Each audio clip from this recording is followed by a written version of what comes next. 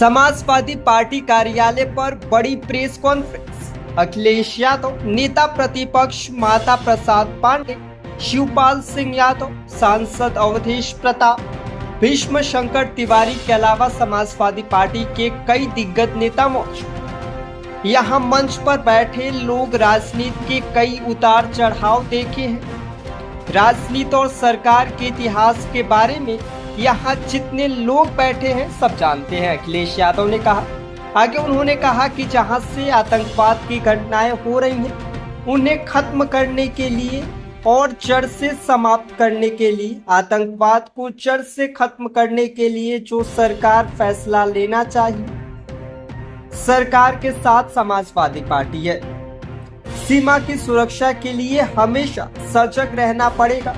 सजग रहते हुए ही सीमा की सुरक्षा हो सकती है और कोई चूक की गुंजाइश नहीं हो सकती, अखिलेश यादव ने कहा। उन्होंने कहा कि ऑल पार्टी मीटिंग रखी गई है। राष्ट्रीय प्रमुख महासचिव आदरणीय राम गोपाल यादव जी उस मीटिंग में रहेंगे। जो हमारी पार्टी से सुझाव होगा वह सुझाव हम जरूर देंगे। हमारे साथ बहुत ही प्रतिष्ठित और सम्मानित साथी मंच पर हैं और यहाँ जितने लोग बैठे हैं इन्होंने बहुत सी सरकारें देखी हैं और राजनीति के कई उतार चढ़ाव इन लोगों ने देखे हैं।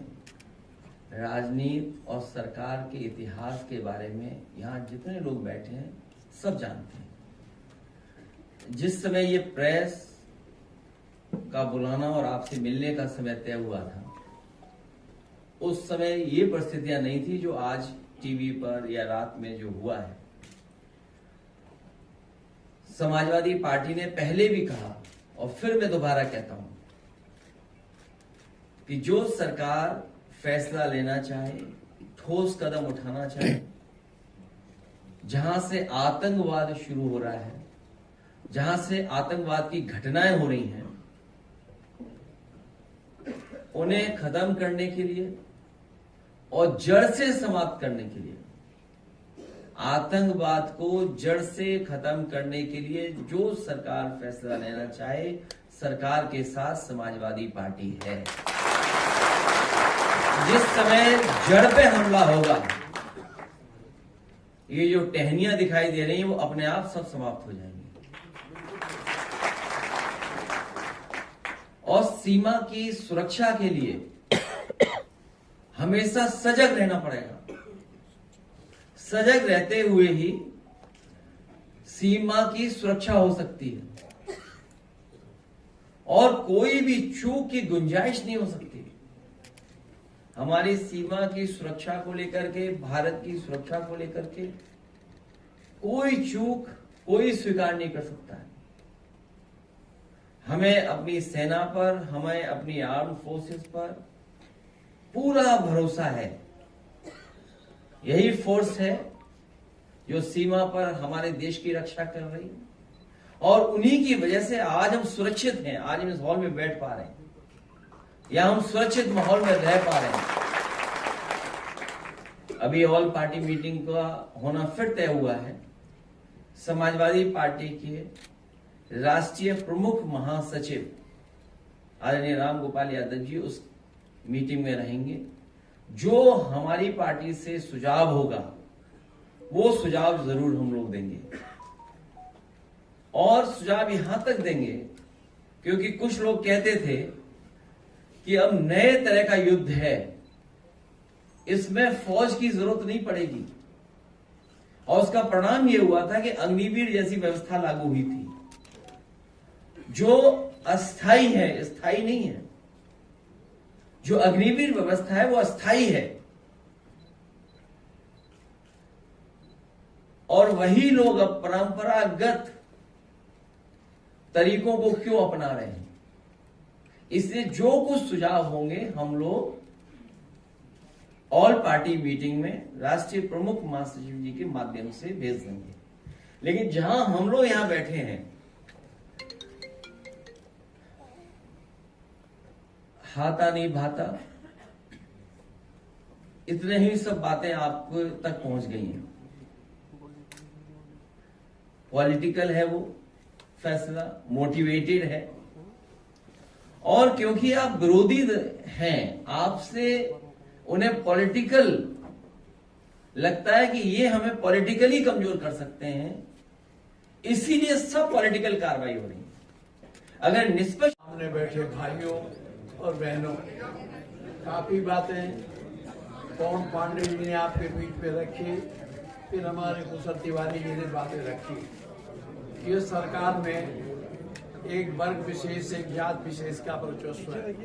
भारतीय जनता पार्टी पूरी ताकत से मुख्यमंत्री के नेतृत्व में एक वर्ग, एक जात विशेष के लिए काम कर रही है। आप जानते हो, अभी सूची पढ़ी गई, तमाम ब्राह्मणों की हत्याएं हुई, उनके बारे में कोई ठोस कार्रवाई अभी तक नहीं की गई। यही नहीं, केवल ब्राह्मण समुदाय का नहीं, जो पीडीए के हमारे नेता रहे हैं, हमारे आजम खां साहब, हमारा इरफान सोलंकी, हमारा बेग, ये विधायक है, इन सबों को अकारण जेल में डाल दिया गया है। केवल ब्राह्मण का ही नहीं, पूरे पीडीए परिवार को पीड़ित करके शासन में अपना सत्ता बरकरार रखने की कोशिश माननीय मुख्यमंत्री जी के नेतृत्व में हो रहा है। और सरकार बनवाई किसने?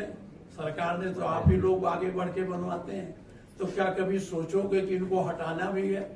अगर हटाने का निर्णय लेके जाओगे तो सरकार एक दिन में हट जाएगी, क्योंकि आप ही समाज के नियंता हो, समाज के अगुआ हो। आप जिधर चाहो, डॉक्टर लोहिया कहते थे, मन का राजा ब्राह्मण और जेब का राजा बनिया। ये ब्राह्मण आप सब तय कर लो तो एक मिनट भी बहुत दिनों तक नहीं टिक पाएंगे। मैं ज्यादा नहीं कहूंगा, आपको इतना ही कहता हूं कि देखिए, बड़े मुश्किल से नेताजी से आग्रह किया गया था, उन्होंने परशुराम जयंती के लिए छुट्टी का आह्वान किया और छुट्टी जारी की। ये बरेली में जो हम लोग गए थे, बड़ी संख्या में ब्राह्मण इकट्ठा हुए, नेताजी के सामने प्रस्ताव रखा, उन्होंने हमसे कहा लोगों को बुलाओ, आए और घोषित किया। अब इसी से अंदाजा लगा लो कि वर्तमान मुख्यमंत्री आपका है किसका है। जब आपके आराध्य देव का छुट्टी निरस्त कर दिया तो आपके हैं, लेकिन ये निर्णय आपको लेना है। आप यहाँ से जाओ, संकल्प लेके जाओ कि अब की बार हम अखिलेश जी को मुख्यमंत्री के कुर्सी पर बैठा कर ही छोड़ेंगे, जब तक ये संघर्ष आपका जारी रहेगा। मैं माननीय मुख्यमंत्री जी को धन्यवाद देता हूँ, जो बस्ती का ब्राह्मण परिवार है, आपने उन्हें अभी दे दिया आशीर्वाद आपने।